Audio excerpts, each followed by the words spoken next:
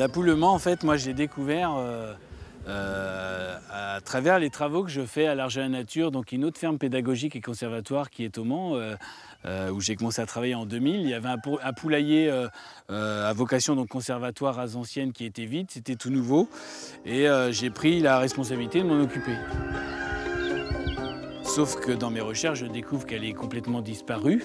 Donc là, ça rend les choses un peu plus difficiles tout de suite. Et c'est là où je me suis rendu compte qu'elle avait une histoire hors du commun, une histoire qui dépassait tout ce qu'on pouvait imaginer d'une simple poule, j'allais dire, puisqu'on va la retrouver à la fois dans des traités de gastronomie française, mais aussi dans la littérature. Et quand on voit que dans la fable du faucon et du chapon, il s'agit du chapon du Mans, dans une fable de La Fontaine, quand on voit dans les plaideurs de Racine, quand on voit que sur des menus anciens, elle est dégustée dans des grands événements comme l'inauguration de la Tour Eiffel, l'Orient Express, le paquebot France, on se dit là, il y a quelque chose quand même qui nous a échappé.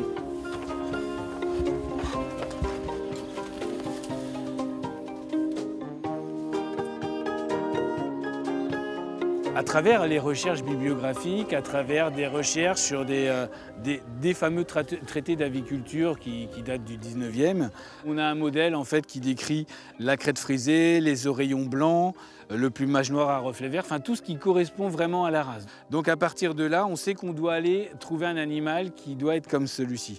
Donc on va utiliser des races de manière logique, des races anciennes et locales. Et au bout de 6-7 ans de sélection, on arrive à recréer une souche, une lignée de poules Le Mans.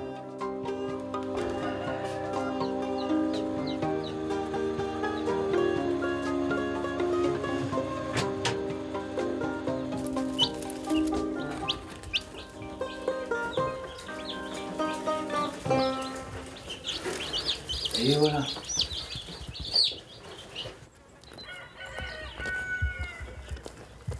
Ça, c'est la recette ancestrale. Ça fait 500 ans que c'est comme ça et j'ai pas voulu changer quoi que ce soit à la recette. Le fait qu'il y ait du sarrasin, déjà, c'est une graine qui a du goût, hein, qui est racée, et la volaille va révéler ce qu'elle mange. Donc si vous lui donnez quelque chose qui a du goût, elle va révéler le goût. L'orge va ramener une excellente qualité de graisse, un gras qui est fin et couleur crème, qui est très recherché, très prisé des gastronomes. Et le lait cru, avec la matière grasse qu'il y a dedans, puisqu'il est entier pour le coup, va amener l'appétence, comme le sarrasin d'ailleurs amène beaucoup d'appétence, et va ramener aussi la finesse de la chair.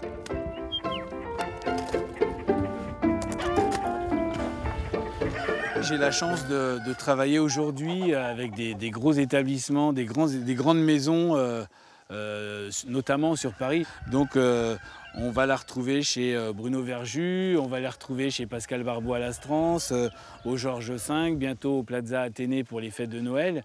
Donc quand on retrouve des grandes maisons comme ça, on se dit waouh, aussi quand même, ça y est, en fait, une grosse partie du challenge qui est remplie, et je ne vous cache pas qu'il y a une certaine fierté sur cette réussite, quoi.